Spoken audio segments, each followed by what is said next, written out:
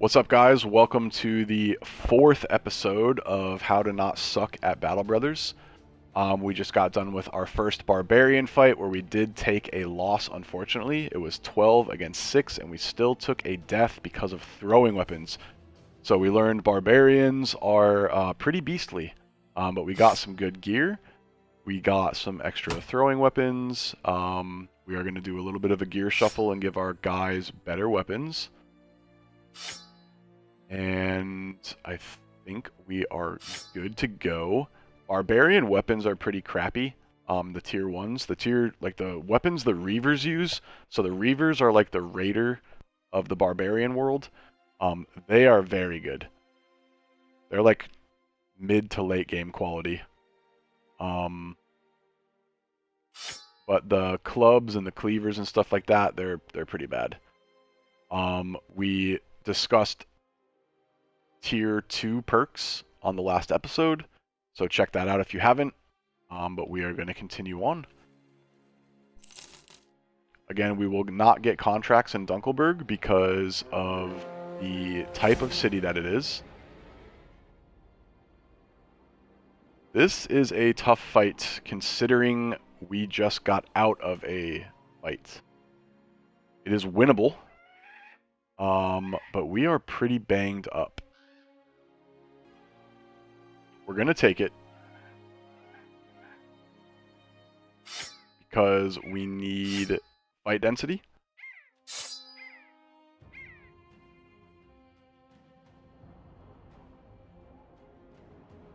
But we are going to take some losses. So it's just about how do we lose the right guys, if that makes sense.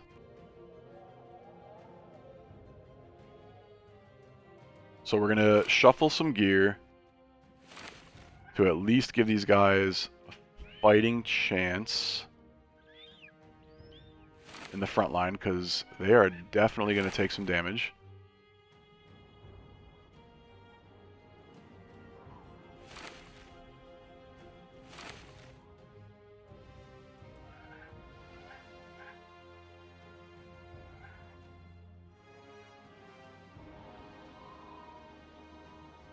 He's like 2 shots from death. But again, he's not very good, so we don't mind.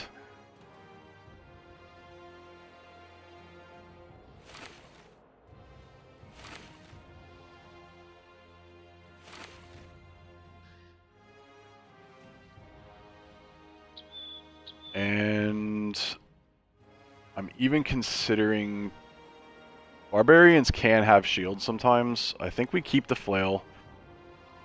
The argument against it would be they have war dogs, which the flail is not very strong against.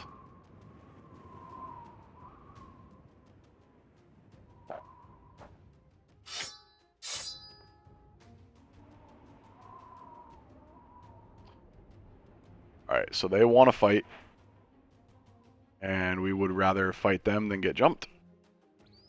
So we will, we'll see how this goes. It's 10 of them, so they have 2 or 3 war dogs. And they're taking high ground on us with throwing weapons, which is not good. And these are higher tier throwing weapons than the last guys had, and you can also see he's dead. Yeah.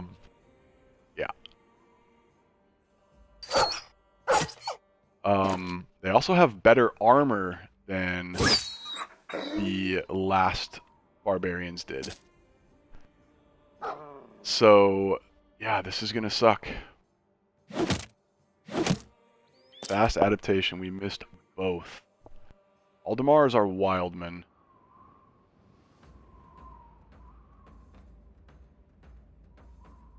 In a perfect world,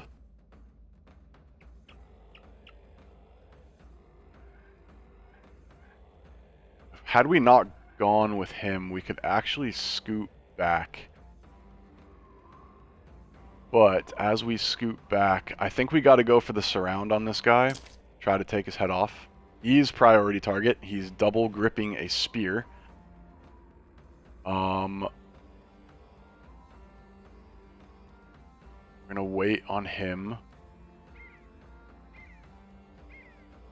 I would step him up and try to get a hit there, but at risk of throwing weapons, we got super lucky on that hit. Okay, so the only reason I'm doing this is, again, the surround bonus. I'd like to headshot this guy and get him out, and we miss. I'm also cool with their throwing weapons being blocked now by kind of everyone that's in here. So I'm going to switch to throwing weapons on here. Actually, I'll do it on the next turn. I'll just do it now. That way our AP is not eaten up next turn. I would love to kill this guy. And we do, which is awesome. Now I have a choice. I could step in, which is dumb, because then he would be surrounded by all of these guys. So we are going to take some throwing axe hits, which is not going to feel good.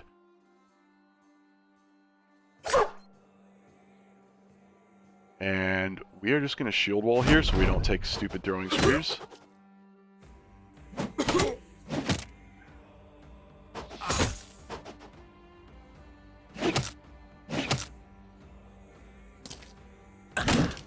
And he stuns, unfortunately. That is bad. Okay.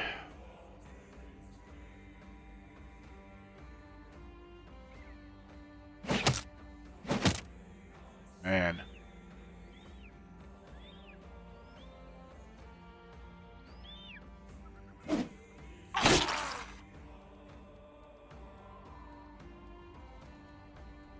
Heartwig.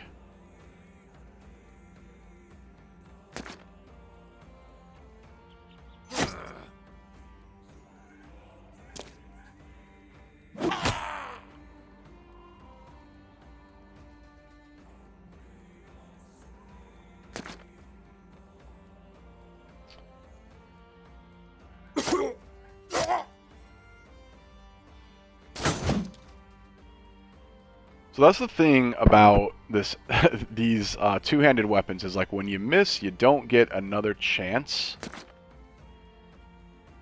which sucks. But we are doing this to completely shut down these throwing weapons. He's the only one left.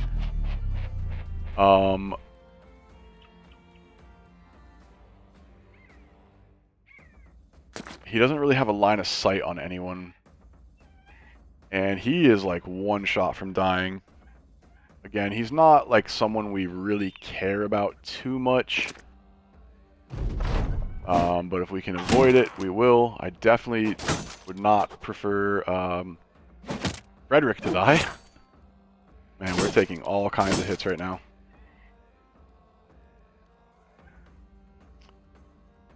I would love to kill this guy before he switches to his weapons. That does not happen.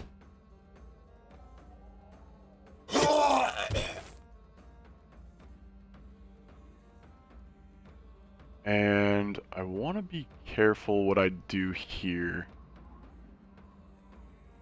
I do need to step in with him,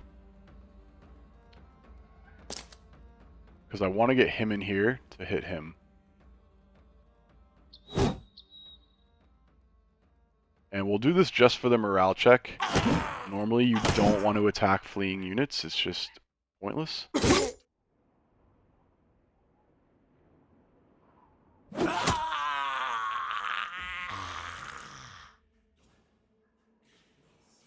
I may step in here. No, you know what? That's a silly decision.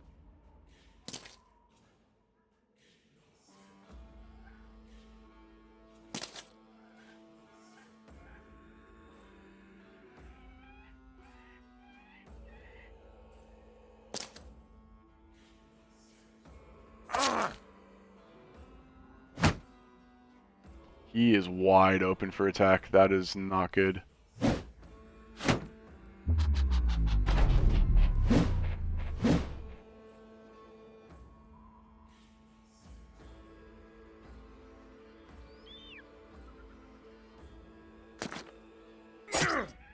Got him to flee.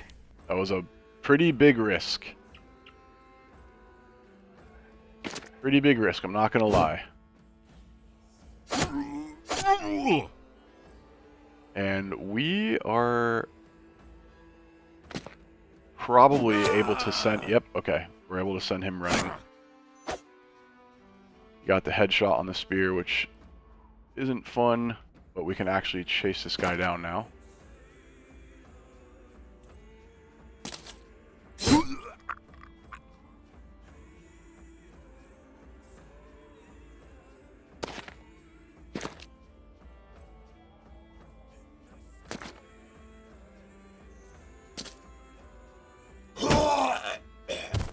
You just gotta remember, like, you're gonna take damage in this game. You can never do everything perfect. It's about how do you, like, minimize the damage and keep your good guys alive. So overall, we did a really good job considering how weak we were from that prior fight. And again, fight density is super important. If we're at a point where we're in a one-to-one fight against other enemies, like, and we're scared to take that fight, we're probably so weak that, like, we might as well restart our run. So there's definitely a camp up here. Look at all these ambush routes. So we're going to use that for future reference and see what we can find. We will level up our boys. And this guy is, again, just a fodder bro. He doesn't have stars in any good places. We really don't need another ranged unit on our squad. He's not, like, maybe if he had 3 stars and rolled a 5, and it'd be worth it, but for what he's doing right now, we just need a tempo brother.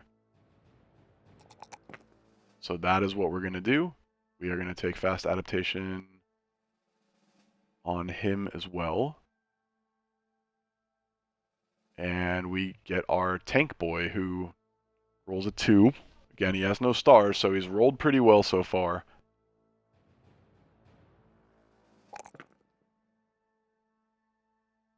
I hate to take a 2 and resolve when so often you get 3s and 4s, so we're going to pass that too, but tanks do need resolve. And again, we're going to go gifted. You don't always go gifted, but the stat boost that it provides, and look, I almost took melee defense, or melee attack. So now we are going to take that 4, and then we're going to take this 4 in fatigue as well. So the stats tanks need are melee defense, resolve, fatigue, and HP.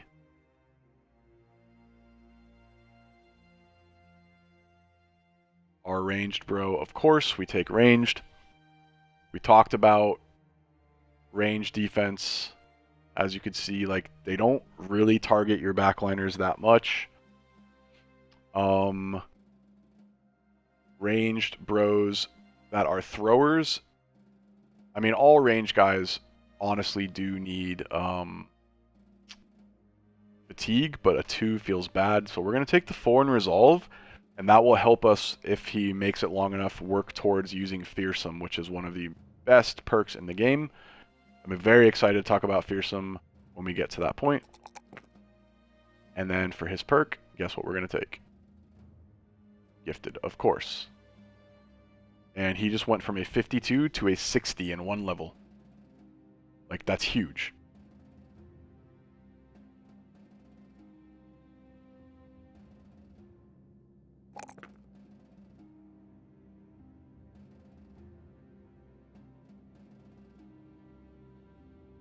And we are building into his defense. A shielded thrower or a shield tank is a thing, so we're not going to ignore that. He's got great, not great, but he's got good resolve. Only thing he's really lacking is the hit points. We don't need him to tank just yet, so we can wait a little while. We can cook him a little longer, you know what I mean?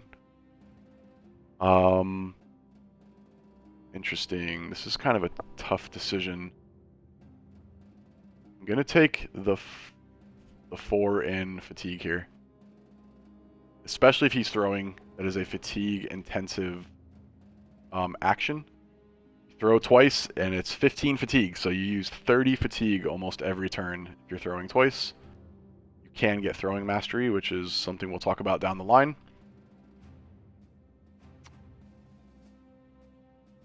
And then Eric. Well, who is Eric? This guy is our potential banner who's kind of cheeks.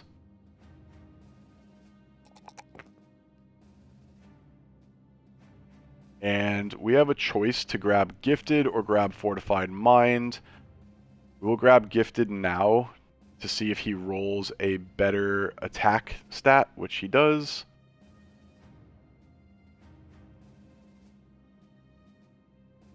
We will take defense on him. We're not going to ignore 3.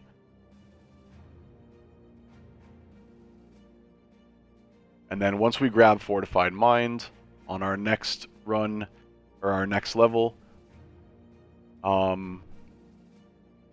will be 70-ish, plus whatever we level him up. So he actually is a good enough banner. And this is the point now that we kind of have our builds fleshed out, that we will go back and then we start to rename people.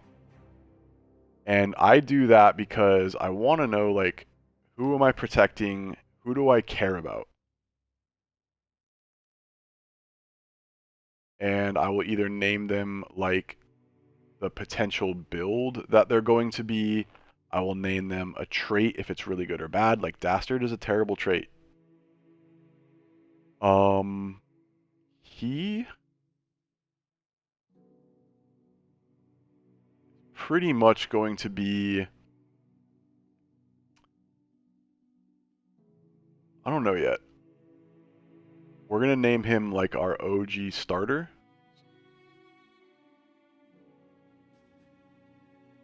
It sucks we didn't get a level with him because he really needs the hit points.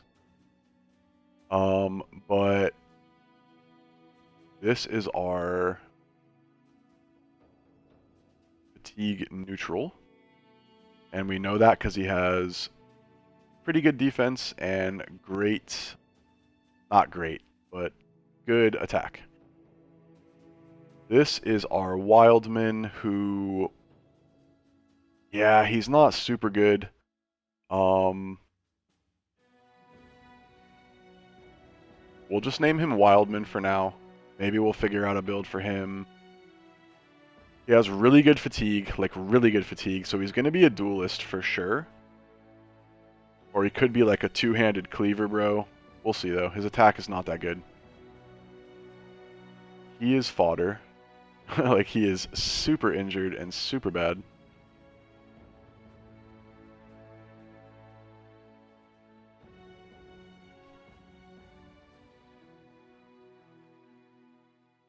And then this is our C tier tank. Maybe he could be B tier if he continues to roll well like he has been. This is our OG ranged.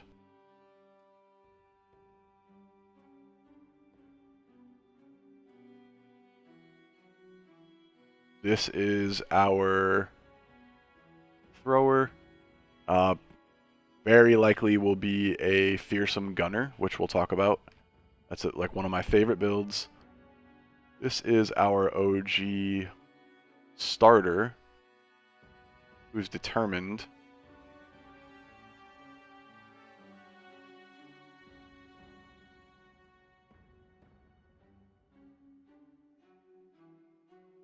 And then this last guy is our banner.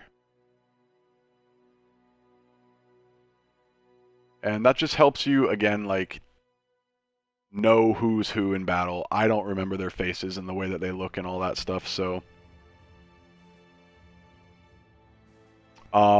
we didn't really get anything from that fight. We got some more spears, which, you know, you could argue, like, we should maybe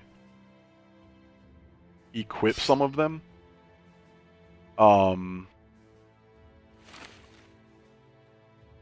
He's missing a lot. But it really is just bad RNG. Like, I don't think there's a better weapon to give him. Maybe we would give him the mace. But these are good for selling. We'll pocket those for our thrower.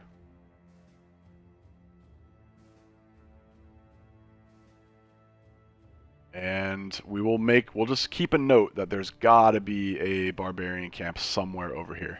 Has to be. We just fought all those battles right here. And potentially that's who they're looking for. Those mercenaries that just passed.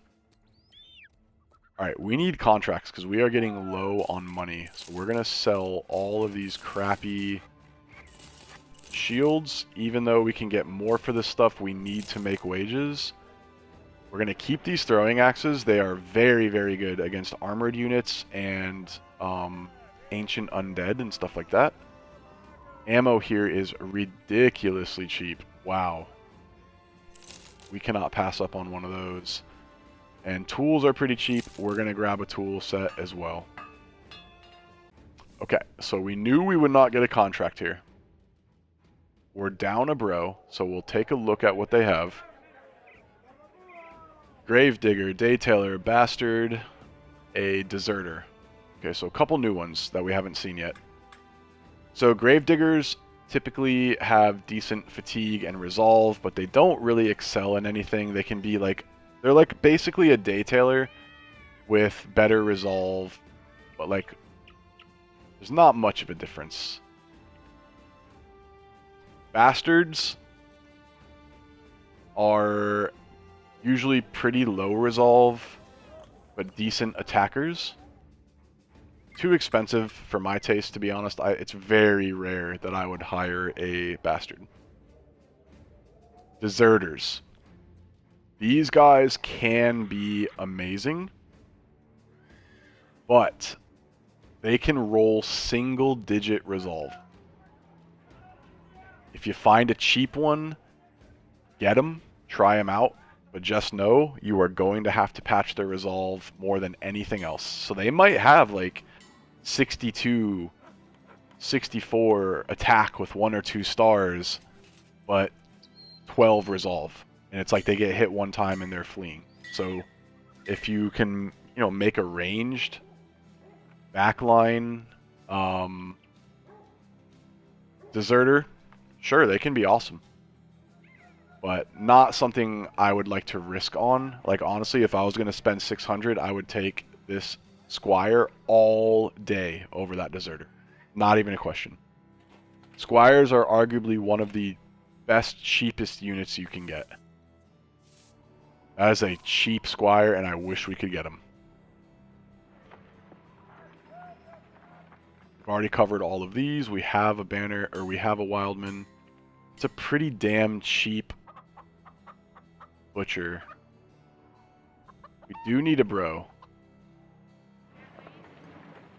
It's a very cheap butcher, actually. He doesn't have a weapon, which is why, but we have a weapon we can give him.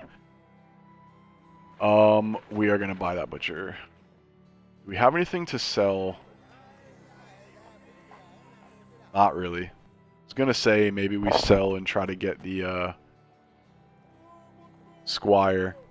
100, 150, 170, 190, 200. What's this at? 660, and that's like exactly what he costs. And then we're like, yeah, not worth it. We won't have enough for wages, and we don't know if we'll make it to the next town. So that sucks. We're gonna pass up on the cheapest Squire I think I've ever seen, but and now we have, again, butchers can be a variety of things. Mainly their banners, though, and he's a pretty decent banner. Nothing special.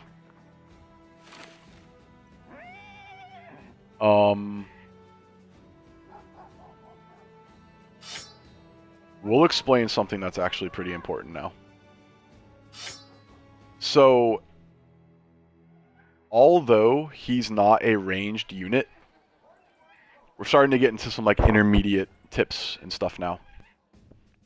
If we put ranged weapons in his hand, the AI we'll treat him as a ranged unit. Meaning if, let's say we come into a 12 versus 12 fight, and they have 3 archers or 3 range units, and you only have 2, the enemy will stay back and shoot at you forever. But if your ranged capabilities outnumber theirs, they will push forward to try to get to you because they don't want you to just kill them from afar. So you can trick the AI into doing that when in reality we only really have 2 range units. We can make them think we have 3, which will make them push us. Hopefully that makes sense. But obviously you see we give him some pocket stuff. He's nothing special. We'll name him Backup Banner.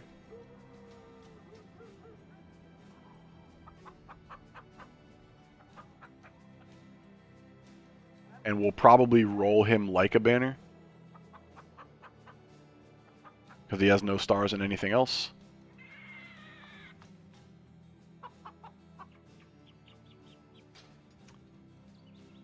Alright, we need to get to a contract ASAP. We've got 2 days worth of wages barely. And I don't really want to go through the woods, but we're not really fit to fight that camp up there wherever it's from, especially if they have like reavers or something.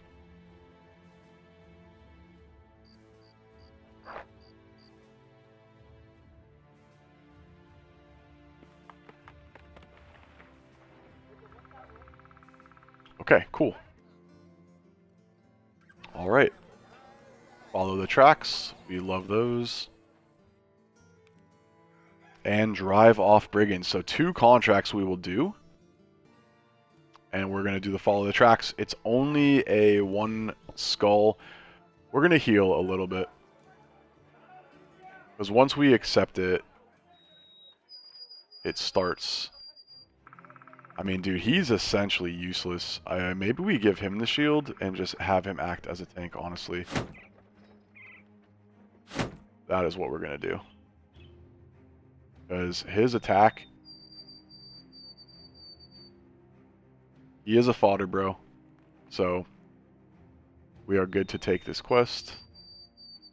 And unfortunately, the drive the brigands away disappeared, which sucks.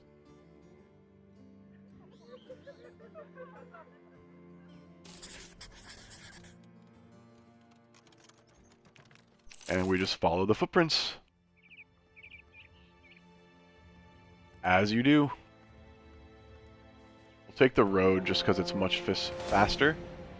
And then they might have poachers with them, and they do. So this is the first time we did fight poachers on their own, but I don't think we fought brigands and poachers together yet. We can always switch back to the pike. This should be a pretty easy fight. Nothing really worth daggering. Arguably him.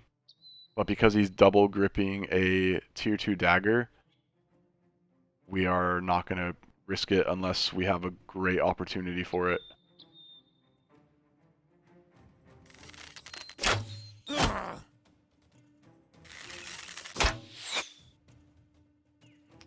And they're rolling, luckily, they have a pretty low chance of hitting us.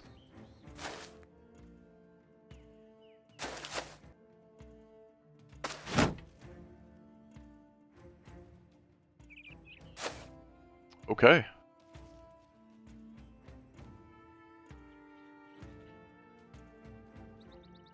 This is not that scary.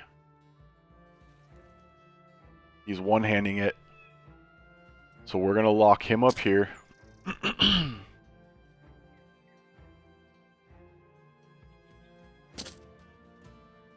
We got to remember he's not actually a ranged unit. Neither is he. So we're going to have to pull out their weapons.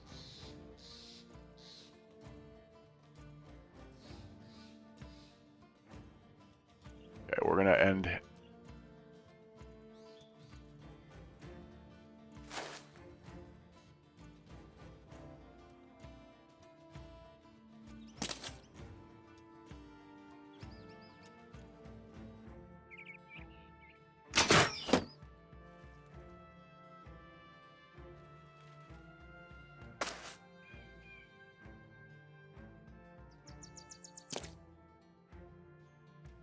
sorry, I literally just stopped talking. I was going to say we're going to end up putting our tank here to initiate contact. It's going to force him to come over here and probably take a swing at him, but it's going to put him in a really bad spot, and then we'll be able to kill him pretty quickly. He's going to go right here. We're going to shove him. Kind of a rough spot for that, but we need to... These are our priority guys right there. I mean, he's not... He's kind of scary as well.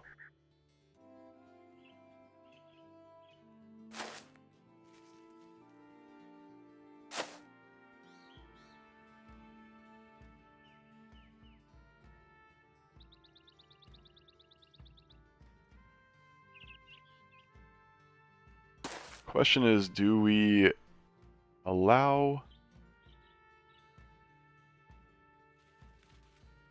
This is our wildman.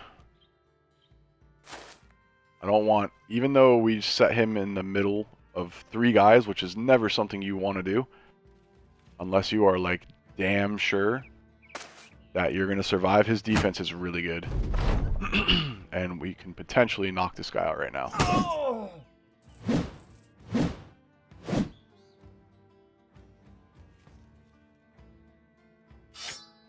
So unfortunately we can't attack the same turn, but that's okay.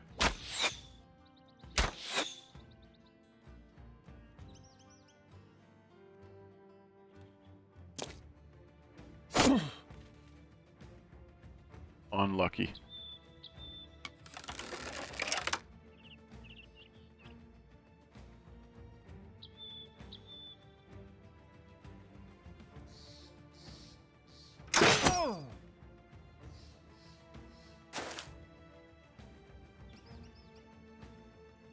So one idea is to go here and spear wall.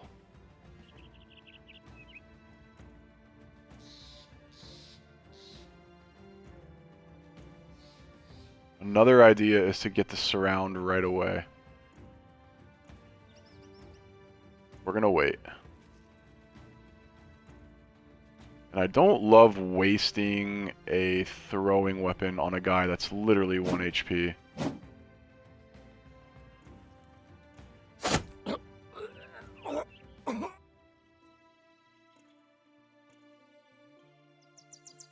His turn's done, I believe.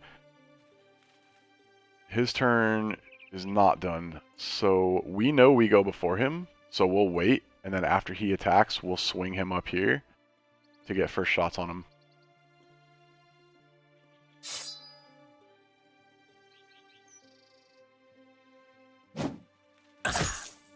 So that's exactly what you use tanks for. Like, you guys are seeing tanks in action and why they're so important. He literally zoned 3 guys, didn't take any... Well, he took a little bit of damage. He took 19 tool damage.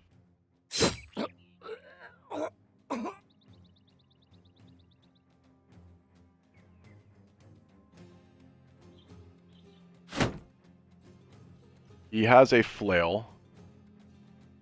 We kind of want to dagger this guy, and he's really close to breaking, so we're going to hold off real quick.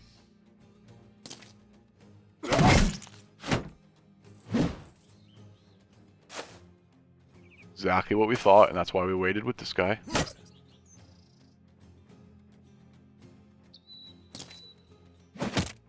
Man, this thrower is not great.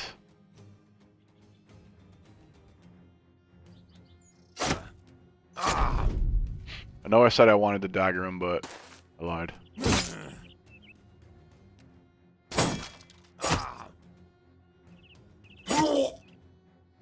We're going to zone their archers so they can't run away. And they all flee.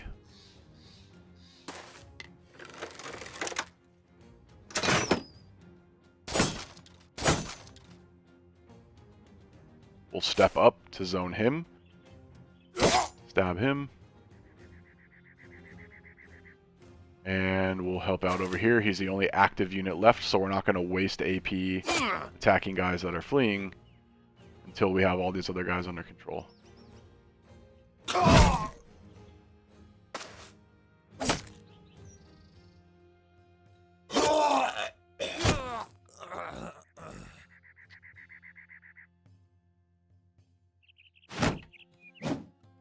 Crazy, he's still alive and kicking, man.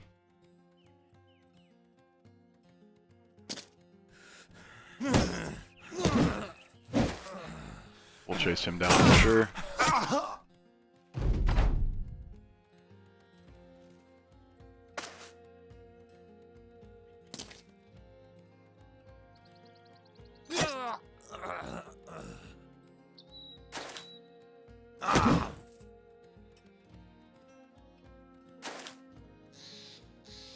And I'm just going to hit end round for everybody. And then he'll try to run away, and we'll kill him. Awesome. So our Newt leveled up. Our Wildman leveled up. Got another tier 2 dagger. And these episodes are either going to start getting a lot longer, or we're going to have to, like, not do as much. We're not going to get to explore tier 3 perks in the 4th episode. We will save that for the next episode. But we'll go turn this contract in. Again, this is our fodder asthmatic wannabe tank that, for all we care, can die.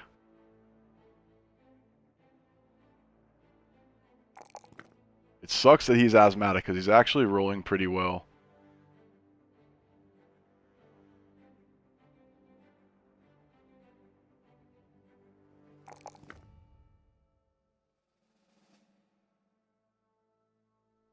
Our Wildman, who we don't really quite know what he's going to be yet. We know he's going to be some type of...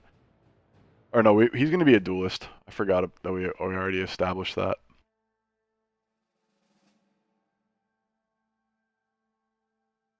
What perk did we take on him? Fast adaptation. Okay, so maybe...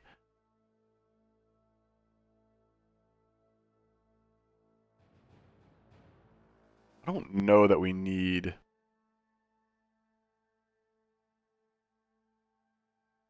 much more fatigue. We're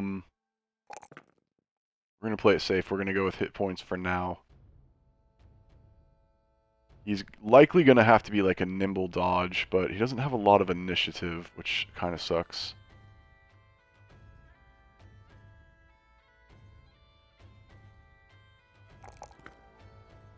But he is a healthy boy, man. We don't even have Colossus on him, and he's almost at 80. And then for our Newt... Awesome. Sucks that he's not rolling any 4s, but... we do need to patch his resolve, which is pretty problematic.